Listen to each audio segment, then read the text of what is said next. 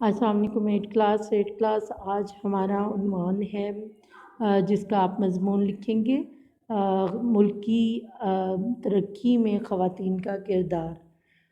خواتین کا کردار نہ صرف گھر کی خوشحالی میں ہے بلکہ خواتین ہمارے معاشرے کا لازمی حصہ ہیں۔ خواتین گھر کو بھی سنبھال رہی ہیں، گھر کے بھی فرائض ادا کرتی ہیں اور اب خواتین ہر شعبے میں کام کر رہی ہیں۔ ہمارے معاشرے میں خاتون جو ہے وہ ماں کا کردار بھی ادا کر رہی ہے، بہن بھی ہے، بیٹی بھی ہے، اپنے تمام فرائض ادا کر رہی ہے اور اپنے گھر کی خوشحالی کے لیے وہ مختلف شعبوں میں بھی جا رہی ہے اور مختلف شعبوں میں اپنا بہت اچھا کردار ادا کر رہی ہے۔ وہ پڑھانے میں بھی اپنا کردار ادا کر رہی ہے، اسی طرح ڈاکٹر بھی ہے، پائلٹ بھی ہے، انجینئر بھی ہے اور وکیل، اور اسی طرح بہت سے ٹیکنیکل کاموں میں بھی اب خواتین آگے آ رہی ہیں۔ پاکستان کو بنانے میں محترمہ فاطمہ جناح اپنے بھائی قائد اعظم کے ساتھ پیش رہیں۔ اسی طرح بیگم لیاقت علی خان جو کہ پہلے وزیر اعظم لیاقت علی خان کی بیوی تھی، انہوں نے بھی بہت زیادہ اہم کردار ادا کیا۔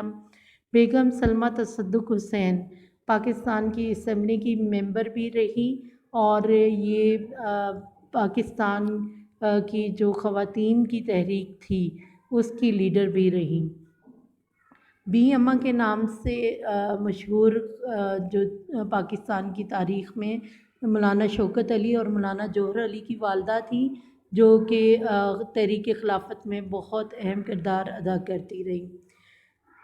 لیڈی عبداللہ ہارون ہیں، انہوں نے بھی بہت زیادہ کردار ادا کیا، پاکستان بنانے میں پیش رہیں۔ اسلام میں عورت کا کردار۔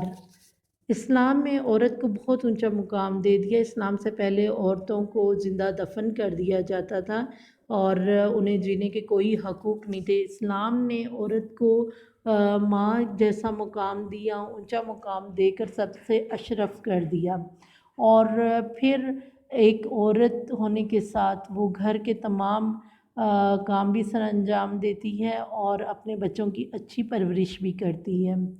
اسلام نے عورت کو تحفظ دیا اور وراثت میں اس کو حصہ بھی دیا اور پڑھنے کے لیے پورے حقوق بھی دیے اور گھر کی خوشحالی کا ضامن بھی بنایا۔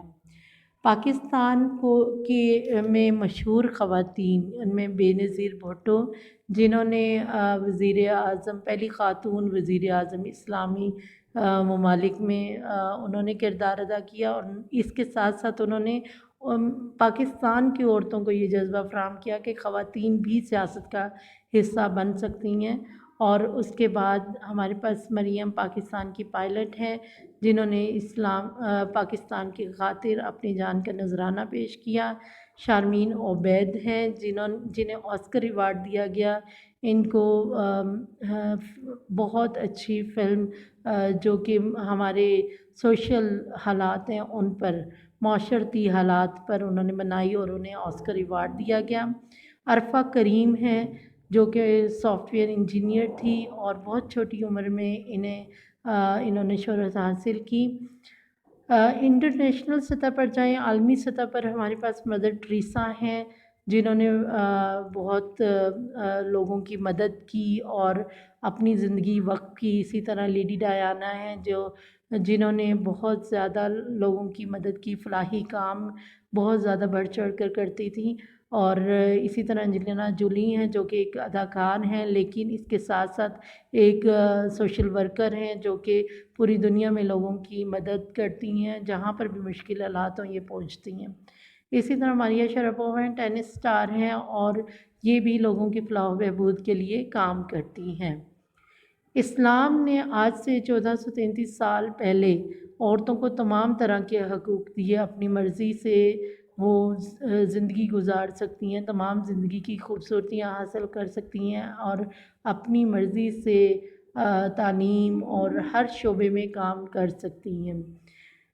تعلیم عورتوں کا بنیادی حق ہے۔ تعلیم نسواں جو ہے وہ بہت ضروری ہے کسی بھی معاشرے کے لیے۔ ارسطو نے کہا تھا تم مجھے ایک پڑھی لکھی ماں دو، میں تمہیں ایک پڑھا لکھا معاشرہ دوں گا۔ تو خواتین کی تعلیم کے لیے حکومت کو بہت سارے اقدامات کرنے چاہیے، نہ صرف تعلیم کے لیے بلکہ عورتوں کے جو زندگی ہے ان کے بنیادی حقوق فراہم کرنے کے لیے، ان کو ہر طرح کا پروٹیکشن دینے کے لیے، ان کی حفاظت کے لیے حکومت کو چاہیے کہ ایسے طریقے بنائیں کہ ان کی عزت جان و مال ہر طرح سے محفوظ رہیں اور وہ معاشرے میں بڑھ چڑھ کر اپنا کردار ادا کر سکیں۔